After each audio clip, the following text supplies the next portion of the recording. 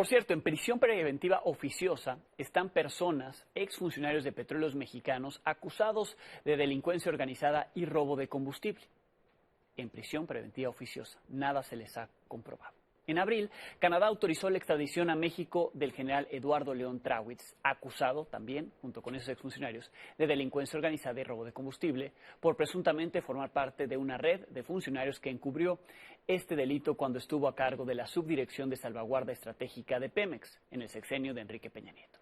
Hoy conversé con él desde Canadá. Esto me dijo. ¿Qué decir ante el procedimiento actual? Primero, si ya impugnó esta resolución de Canadá y qué es lo que sigue en su caso. Sí, Alejandro, pues efectivamente ya se adelantó que Canadá autorizó mi extradición. Sin embargo, de acuerdo a la normatividad y a las leyes canadienses, yo tengo 30 días para apelar esta decisión de la Corte y así lo vamos a hacer. Vamos a apelar esta sentencia para podernos ir a un juicio abierto en el cual yo pueda demostrar mi inocencia por primera vez, no para demostrar mi inocencia en el tema de las acusaciones que hay en mi contra, sino para desvirtuar esas acusaciones y evitar la extradición. Bien, entonces, no ha apelado todavía, pero aún cuenta, todavía está vigente este periodo de 30 días. Es correcto. Bien. Eso sucederá la próxima semana. Esta sentencia que se dictó hace unos días fue porque hubo un juicio intermedio que solicité de mi parte para poder dar pruebas contundentes y desvirtuar las acusaciones que hay del gobierno de México en mi contra. La jueza aceptó esas pruebas porque las consideró contundentes, pero durante los alegatos de mis abogados y de la fiscalía, la jueza determinó al final de cuentas que aunque no había elementos suficientes, las pruebas que yo presenté no desvirtuaban al 100% lo que decía México. Sí, la acusación es delincuencia organizada, robo de combustible, participar en una red de funcionarios.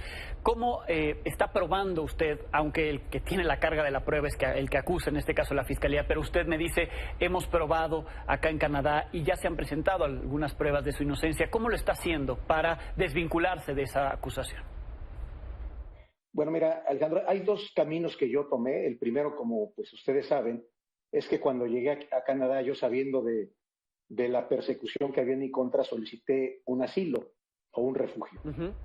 Ese juicio ya se llevó a cabo y ahí tuve yo la oportunidad de presentar todas mis pruebas, con testigos, peritos y fotografías, documentos que avaló en su momento la autoridad que encabezó este proceso y del cual estoy pendiente que se me dé una resolución. Eso está avanzando y no ha tenido usted una resolución ni negativa ni positiva hasta el momento. Es correcto. Bien. Y de la parte penal, en donde estoy enfrentando la extradición, como te comenté, este juicio intermedio fue para aportar pruebas contundentes que está permitido para desvirtuar la extradición. Sin embargo, no fueron suficientes para la juez. Nos estamos enfocando, Alejandro, en mi defensa aquí en Canadá, de desvirtuar los dichos de la Fiscalía de México, que me acusan de delincuencia organizada, junto con un grupo de colaboradores que lamentablemente están en prisión preventiva sin juicio ni sentencia desde hace 5 años en el altiplano. Y también me están acusando del robo del hidrocarburo, que tampoco han podido comprobar, porque paradójicamente, en su momento voy a presentar los documentos, está diciendo la Fiscalía de México que yo me robé miles de millones de litros de gasolina o permití ese robo en el 2015. Yo no sé por qué ese año en particular, me están acusando solamente de ese año, cuando sin embargo la misma Fiscalía dice que fueron esos millones o miles de millones de litros de gasolina robados por terceros aún no identificados. O sea, es algo contradictorio, de tal suerte, Alejandro, de que las autoridades canadienses no me están acusando aquí en Canadá, o el juicio que yo estoy enfrentando por extradición no es por robo de gasolina ni por delincuencia organizada. Eso me gustaría aclararlo a tu audiencia, porque no hay pruebas en la documentación que mandó México para acusarme, para imputarme. Sin embargo, por lo que me están acusando aquí en Canadá es por pérdida de confianza, porque sí, el gobierno de Canadá considera que yo establecí un protocolo para desactivar y romper tomas clandestinas sin ninguna autorización. Ahora, ¿destruir esas tomas clandestinas no era parte de su trabajo? ¿Combatir el robo de combustible a través de esas tomas clandestinas? Tú lo acabas de decir. Las normas internas de Pemex, discúlpame Alejandro, me daban facultades para establecer mecanismos, actividades para evitar el robo del hidrocarburo. Y esta estrategia o este plan, que se llamó en un momento el Plan Casamata, tuvo esa finalidad. Tuvo la finalidad de evitar el robo de combustible, la finalidad de bajar los costos de reparación para la empresa. El otro objetivo, Alejandro, si me lo permites, de este plan era detectar agentes de salvaguardia inmiscuidos con los criminales, quienes les pasaban información de los patrullajes, de los horarios en que el ejército y otros agentes honestos iban a efectuar sus recorridos, y entonces protegían algunas tomas en favor de los delincuentes. Nadie se pudo conectar una vez que se rompían estas válvulas. Amenazaron de muerte a uno de los funcionarios que después lo convirtieron en testigo en mi contra, y los agentes que sospechábamos que eran cómplices de los criminales son los que ahora me están acusando. Ahora, lo que me está diciendo es que sí había funcionarios que eran cómplices de los delincuentes que robaban el combustible, pero usted se desmarca de esa complicidad, de esa red de funcionarios que, por lo que entiendo, sí existía, y que por el contrario, estos operativos que encabezó, pues lo que buscaban era terminar con el huachicol. Lo vuelvo a insistir, yo soy inocente y también yo meto las manos por mis 5 compañeros que están en prisión preventiva, quienes en todo momento combatieron también con mucho valor y arrojo el combate al robo del hidrocarburo. Tampoco le podrían fincar estos delitos por omisión, porque por lo que me está contando sí hubo acciones contra el robo de combustible por su parte y por los otros funcionarios que están acusados junto con usted. Es correcto, Alejandro. Y los principales testigos, lamentablemente, pues hoy no pueden ir a declarar porque son los propios directores de Pemex, los subdirectores que colaboraron conmigo. Es sorprendente que la propia Fiscalía General de la República, hablo en especial del ASEIDO y la Unidad de Robo de Vehículos y Combustibles, quienes combatieron con nosotros y nos apoyaron para enfrentar este flagelo, hoy son los que me están acusando. No todos, ¿verdad? Obviamente hay una consigna de alguien y pues ahora me acusan a mí, sabiendo ellos que combatimos el robo de combustible. ¿Consigna de alguien? ¿Se puede saber de quién? Lo desconozco, Alejandro, pero como tú sabes, mi caso surge el 8 de enero en la crisis del desabasto de la gasolina en México, y el propio presidente de la República es el que me acusa en su mañanera de estar investigado por el robo de hidrocarburos. Algo que me sorprendió. Yo soy un general del ejército con más de 36 años de carrera. Siempre he sido leal a las instituciones, a mi país. Todo lo que he hecho a lo largo de mi vida ha sido por el bien de la patria, por el bien de los mexicanos. Entonces, escuchar del comandante supremo de las Fuerzas Armadas una acusación así, sin pruebas, sin evidencia, contra un general de la República, es lamentable. Por cierto, ese señalamiento de esa mañanera todavía no había una carpeta de investigación, ¿correcto?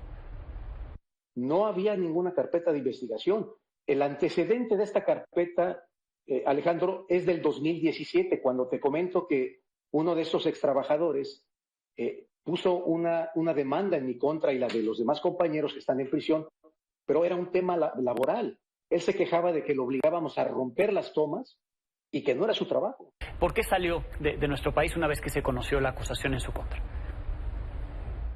Mira, porque mis abogados en aquel momento y yo percibimos que había una consigna, ¿no?, para poderme poner tras las rejas y hacer un circo mediático, que se viera que había un combate frontal contra el huachicol. Afortunadamente me llegaron datos ciertos de que esto era posible, y tomé la decisión de salir del país y pedir este refugio aquí en Canadá para poder llevar mi defensa en libertad.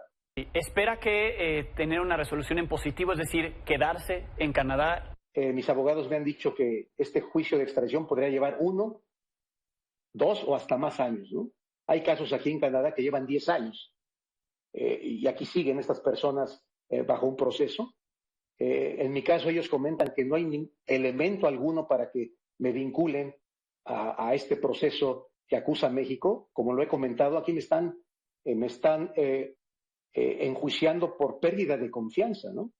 Breach of Trust se llama ese delito aquí en Canadá, porque para que haya una extradición, Alejandro, se requiere que en los dos países el delito por el cual se está imputando a este posible extraditado sea el mismo.